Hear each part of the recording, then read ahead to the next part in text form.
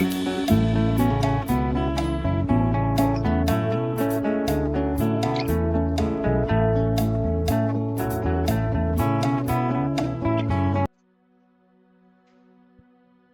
la gloire soit rendue à notre Dieu, le Créateur des cieux et de la terre. Très chers frères et sœurs, membres des églises, ce matin, nous avons l'honneur de glorifier notre Dieu à travers un thème intitulé « Une seule chose te manque ». Thème tiré dans l'évangile de Marc, chapitre 10, verset 21. Nous lisons au nom de Jésus-Christ. Jésus, l'ayant regardé, l'aimant, et lui dit, « Il te manque une chose. Va, vends tout ce que tu as, donne-les aux pauvres, et tu auras un trésor dans le ciel. Puis, viens et suis-moi. » Très chers frères et sœurs, membres des églises, la rencontre de Jésus avec un jeune homme riche. Le riche demanda à Jésus, « Que dois-je faire pour hériter la vie éternelle ?» Jésus lui dit, « Tu connais les commandements. 1. Tu ne commettras point d'adultère. 2. Tu ne tueras point. 3. Tu ne déroberas point. 4. Tu ne diras point de faux témoignages. 5. Tu ne feras tort à personne. Et 6. Honore ton père et ta mère. » Les riches lui répondit, « Maître, j'ai observé toutes ces choses de ma jeunesse. » Jésus, l'ayant regardé, l'aimant, et lui dit, « Il te manque une chose. » Très chers frères et sœurs, membres des églises, l'homme riche répondit à Jésus, « Maître, j'ai observé toutes ces choses. » Et Jésus lui répondit, « Il te manque une chose. J'ai observé toutes ces choses, mais il te manque une chose. » Quelle chose? Nous reprenons le passage de l'évangile de Marc, chapitre 10, verset 21. Jésus, l'ayant regardé, l'aimant, et lui dit, « Il te manque une chose. Va, vends tout ce que tu as, donne-les aux pauvres, et tu auras un trésor dans le ciel. Puis viens et suis-moi. » Très chers frères et sœurs, membres des églises, pour avoir la chose qui te manque, Jésus donne les recommandations suivantes. 1. Va. 2. Vends tout ce que tu as. 3. Donne-les aux pauvres. 4. Puis viens. Et 5. Suis-moi. Pour avoir la vie éternelle, nous devons savoir respecter les recommandations de Jésus. Et toutes les recommandations-là nous conduisent et conduisent les jeunes hommes riches à obtenir, à avoir la vie éternelle. Nous n'allons pas aborder tous ces points. Nous allons nous limiter sur un point. Il te manque une seule chose. Quelle est cette chose? Très chers frères et sœurs, membres des églises, le jeune homme riche était irréprochable en termes extérieurs. Il a observé tous les commandements. Mais garder les commandements ne suffisait pas pour avoir la vie éternelle. Pour obtenir la vie éternelle, il faut avoir la chose. Quelle chose? Si nous lisons l'évangile de Luc, chapitre 19, verset 10, nous lisons au nom de Jésus-Christ. Car le Fils de l'homme est venu chercher et sauver ce qui était perdu. Très chers frères et sœurs, membres des églises, Jésus demeure dans la maison d'un homme riche, Zachée, et définit sa mission. Car le Fils de l'homme est venu chercher et sauver ce qui était perdu. Très chers frères et sœurs, membres des églises, Jésus est venu chercher et sauver ce qui était perdu. Qu'est-ce qui était perdu? La chose. Il te manque une chose. C'est cette chose qui était perdue que Jésus est venu chercher et sauver. Et pour avoir la vie éternelle, il faut retrouver cette chose. La chose était perdue où et quand et qui l'avait perdue. Nous lisons le livre de Genèse, chapitre 3, verset 22. Nous lisons au nom de Jésus-Christ. L'Éternel Dieu dit, voici, l'homme est devenu comme l'un de nous pour la connaissance du bien et du mal. Empêchons-les maintenant d'avancer sa main, de prendre de l'arbre de vie, d'en manger et de vivre éternellement. Très chers frères et sœurs, membres des églises, la chose était perdue dans le jardin d'Éden. Et qui l'avait perdu? C'était Adam. Les Écritures disent ceci. Empêchons-les maintenant d'avancer sa main, de prendre l'arbre de vie, d'en manger et de vivre éternellement. L'homme avait perdu la vie. Et c'est cette vie que Jésus est venu chercher et sauver. C'est pourquoi Jésus est venu avec le message de la vie éternelle. Cette vie éternelle qui était dès le commencement dans les jardins d'Éden, mais que l'homme avait perdu par la ruse du serpent.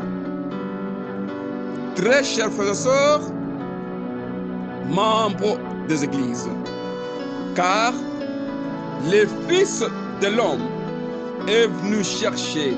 Chercher quoi? Chercher la vie. Cette vie qui était perdue dès le commencement dans les jardins d'Éden. Car le Fils de l'homme est venu chercher et sauver. Sauver ce qui était perdu. Ce qui était perdu, c'est la vie que Jésus est venu rétablir. Cette vie éternelle qui était dans les jardins. Car c'est dans le jardin qu'on trouvait l'arbre de vie. Cet arbre était perdu. Et Jésus est venu pour restaurer la vie qui était perdue. Très chers frères et sœurs, membres des églises, Jésus lui a regardé l'aimant et lui dit, il te manque une chose. Une seule chose te manque. Et la chose qui te manque là, c'est quoi? Nous cherchons d'abord la chose. Si nous lisons le livre de Deutéronome, chapitre 29, verset 29, nous lisons au nom de Jésus-Christ.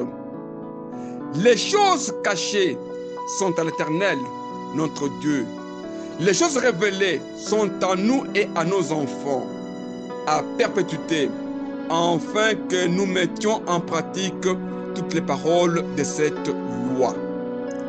Très chers frères et sœurs, membres des églises, les choses cachées sont à l'Éternel, notre Dieu, et les choses révélées sont à nous et à nos enfants. nous avons des choses, les choses cachées et les choses révélées. Nous avons les choses de Dieu et les choses des hommes. Les choses des hommes sont définies dans le livre d'Exode, chapitre 20, verset 12 jusqu'à 17. Ces choses-là sont 1. Honore ton père et ta mère. 2. Tu ne tueras point. 3. Tu ne commettras point d'adultère. 4. Tu ne porteras point de faux témoignages. 5. Tu ne déroberas point. Et 6. Tu ne convoiteras point.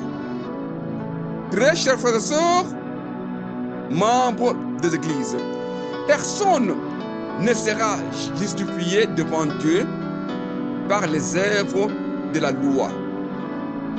Les œuvres de la loi sont des choses révélées qui sont en nous et à nos enfants. Le jeune homme riche était irréprochable selon la loi, mais la justification ne peut venir que du respect de la parole de Dieu. Personne ne peut être justifié par l'œuvre de la loi. Si tel était le cas, les jeunes hommes riches devraient être justifiés devant Jésus. Nous devons donc chercher les choses cachées pour être justifiés. Une seule chose te manque. Quelle chose? Si nous lisons le premier épître de Paul aux Corinthiens, chapitre 2, verset 9, nous lisons au nom de Jésus-Christ. Mais, comme il est écrit, ce sont des choses que l'œil n'a point vues, que l'oreille n'a point entendues et qui ne sont point montées au cœur de l'homme. Des choses que Dieu a préparées pour ceux qui l'aiment. Très chers frères et sœurs, membres des églises, comme il est écrit, ce sont 1. Des choses que l'œil n'a point vues. 2. Des choses que l'oreille n'a point entendues. 3. Des choses qui ne sont pas montées dans le cœur de l'homme. Et 4. Les choses que Dieu a préparées pour ceux qui l'aiment. Les choses cachées de Dieu. Très chers frères et sœurs, membres de l'Église, comme il est écrit où? Pour bien comprendre ces choses, nous devons chercher là où elles sont écrites. Comme il est écrit. Quelle est cette écriture référentielle que Paul fait allusion? Comme il est écrit. Comme il est écrit. Si nous lisons les livres des prophètes Ésaïe, chapitre 64, verset 3, nous lisons au nom de Jésus-Christ. Jamais on n'a appris ni entendu dire, et jamais l'œil n'a vu qu'un autre Dieu que toi fasse des choses pour ceux qui se confient en lui. Très chers frères et sœurs, membres de l'Église, 1. Jamais on a appris. 2. Jamais on a entendu dire. 3. Jamais l'œil n'a vu. Quoi? Un autre Dieu que toi fasse de telles choses pour ceux qui se confient en lui. L'apôtre Paul adapte cette écriture pour évoquer la révélation de Dieu. Les choses cachées sont les choses spirituelles. La vérité de Dieu ne peut être découverte. 1. Par ce que l'on voit.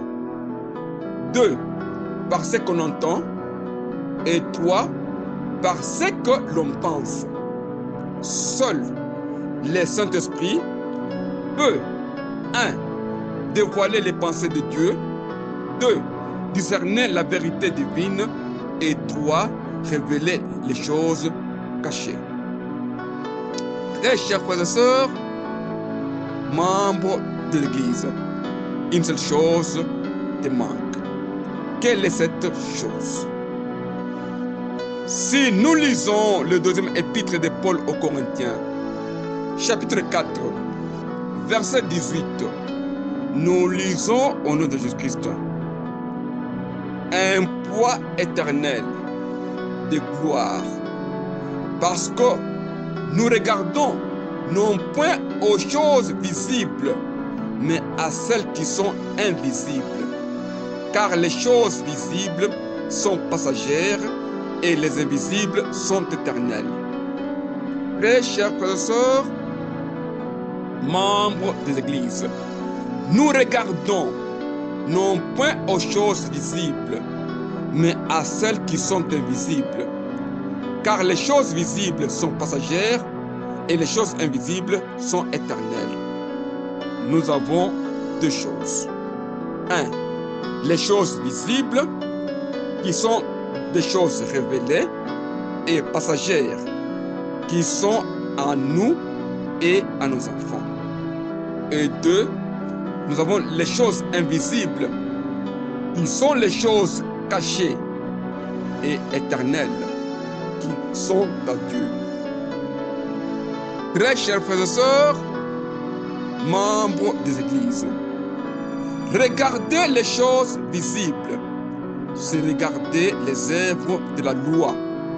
Nous devons aspirer à des choses spirituelles pour avoir la vie éternelle. Jésus dit, il te manque une chose. Quelle chose? Regarder les choses visibles ne suffit pas pour être justifié et avoir la vie éternelle. Les actes extérieurs ne définissent pas l'homme intérieur. Le jeune homme riche avait répondu à Jésus, j'ai observé toutes ces choses de ma jeunesse. Et Jésus lui dit, il te manque une chose. Quelle est cette chose qui manque à cet homme riche? Si nous lisons l'évangile de Jean, chapitre 3, verset 35, nous lisons au nom de Jésus-Christ. Le Père aime le Fils et il a remis toutes choses entre ses mains. Très chers frères et sœurs, membres des églises, le Père aime le Fils et il a remis toutes choses entre ses mains. Les Écritures parlent des choses. Il s'agit de quelles choses? Car c'est parmi ces choses que nous trouverons la seule chose qui te manque. Quelle est cette chose? Si nous lisons le livre d'Apocalypse, chapitre 21, verset 7, nous lisons au nom de Jésus-Christ. Celui qui vaincra héritera ces choses. Je serai son Dieu et il sera mon fils. Très chers frères et sœurs, membres des églises, celui qui vaincra héritera ces choses. Je serai son Dieu et il sera mon fils. Le Père a remis toutes choses entre les mains de Jésus. Celui qui vaincra héritera ces choses. Quelles choses? Les choses qui ont été remises par le Père entre les mains de Jésus. Pour hériter les choses qui sont entre les mains de Jésus, il faut vaincre. Alors, on ne reçoit pas les choses gratuitement. Très chers frères et sœurs, membres des églises, que celui qui a des oreilles entende ce que l'Esprit dit. À celui qui vaincra, je donnerai la chose qui te manque. Pour avoir la chose, il faut triompher le monde. Avoir la victoire et la supériorité sur la tromperie et le mal. C'est pourquoi Jésus avait dit au jeune homme riche, 1. Va. 2. Vends tout ce que tu as. 3. Donne-les aux pauvres. 4. Puis viens. Et 5. Suis-moi. Les 5 conditions données par Jésus pour triompher le monde et avoir la chose. La victoire sur le monde, afin d'avoir la vie éternelle. On ne pouvait pas remettre la chose sans qu'on soit vainqueur. La chose qui te manque, pour en avoir, il faut vaincre, savoir vaincre. Car les Écritures disent ceci, c'est lui qui vaincra, héritera ces choses. Je serai son Dieu et il sera mon fils. Dieu sera ton Dieu. Jésus sera ton Dieu. Ce n'est qu'au moment où tu vas vaincre et avoir les choses que le Père a remis entre les mains de Jésus. Et 2, tu seras aussi appelé fils de Dieu. Seulement quand tu es vainqueur et on devient vainqueur du monde. C'est ainsi que Jésus avait recommandé le jeune homme riche. Il avait dit, va. La première recommandation, va. 2, vendre. Il devait aller faire quoi? Aller vendre. Vendre quoi? Quand tu vends, tu dois donner, distribuer tes biens là aux pauvres.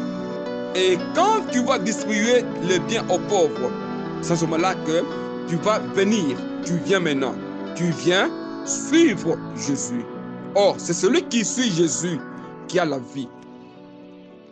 Les 5 conditions posées pour atteindre la victoire sur le monde et avoir la vie éternelle.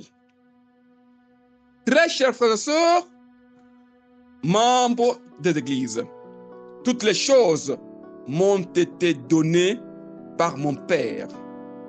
Et pour avoir ces choses, au maître de Jésus, il faut être vainqueur. Le jeune homme, la condition qui lui a été donnée était difficile, car il était trop riche. C'est ainsi que Jésus dira, il est difficile à un riche d'entrer dans le royaume des cieux. Les riches, ce n'est pas la richesse terrestre, c'est les riches dans le monde satanique, les riches dans les systèmes occultes, dans les systèmes invisibles, là où on devait aller vendre tous les biens et revenir suivre Jésus. On ne peut pas suivre Jésus avec sa richesse.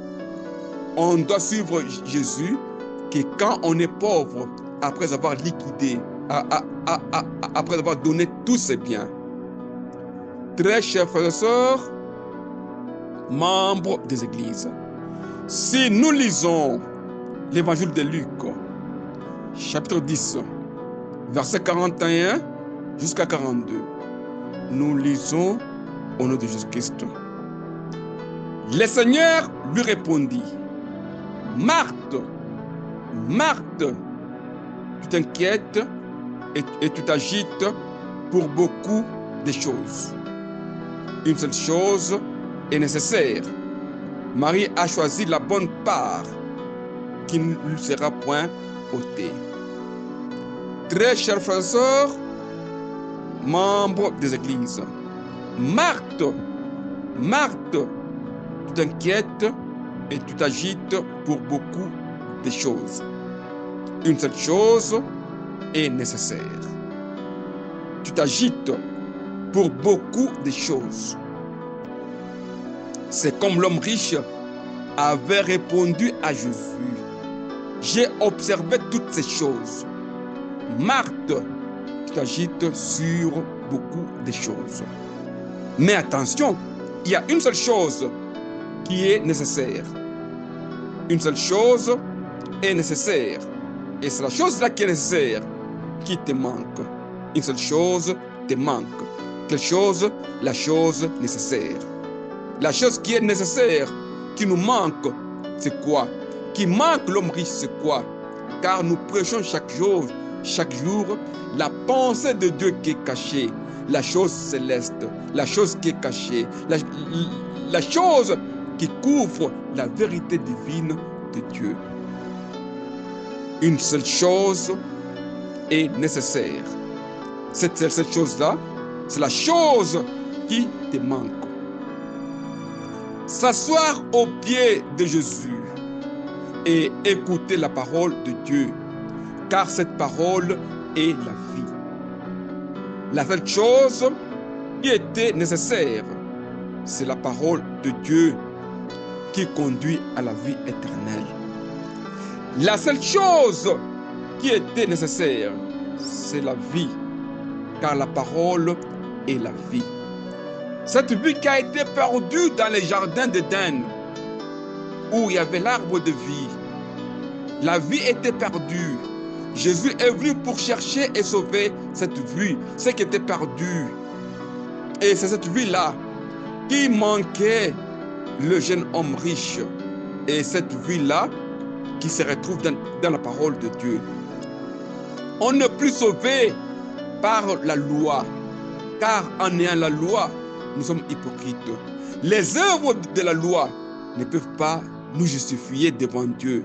Nous sommes justifiés par la parole de la vérité, la parole révélée, les choses célestes, les choses cachées, les pensées de Dieu qui doivent nous conduire à la vie éternelle. Très chers frères et sœurs, membres des églises, la seule chose qui était nécessaire, c'est la vie, car la parole est la vie. Cette vie était perdue dans l'ancien temps, dans l'Ancien Testament, dans les jardins d'Éden. C'est cette vie-là que Jésus est venu pour restaurer, pour rétablir, afin que l'on soit tous penchés aux choses célestes. Si nous lisons l'épître de Paul aux Colossiens, chapitre 3, verset 2. Nous disons Colossiens, chapitre 3, verset 2. Nous lisons au nom de Jésus-Christ. Attachez-vous aux choses d'en haut et non à celles qui sont sur la terre. Très chers frères et sœurs, membres des églises, attachez-vous aux choses d'en haut, les choses célestes, les choses cachées, les choses qui gardent la pensée de Dieu. Ce sont ces choses que le Saint-Esprit est en train de révéler, afin que l'on soit sauvé. Et non pas à des choses terrestres, qui sont les lois, les œuvres de la loi. On n'est pas sauvé par la loi, mais nous sommes sauvés par la foi en Jésus-Christ. Et la foi ne vient que de ce qu'on entend, et ce qu'on entend vient de la parole de Christ. C'est cette parole-là de Christ que nous avons perdue. Il y a une seule chose qui nous manque, c'est la parole de Christ, la parole de la vérité, la parole qui est vie. Attachez-vous aux choses d'en haut et non à celles qui sont sur la terre. Nous avons les choses d'en haut qui sont les choses célestes, qui sont les choses cachées, et les choses qui sont sur la terre sont des choses révélées et des choses de courte durée. Les choses qui ne peuvent pas nous sauver. La seule chose qui nous manque, qui te manque, la seule chose qui te manque, c'est la parole qui est vie. Très chers frères et sœurs, membres des églises, ce matin, c'est votre frère, l'apôtre Taylor Kamfondi Kalomba. Je vous remercie au nom de Jésus-Christ.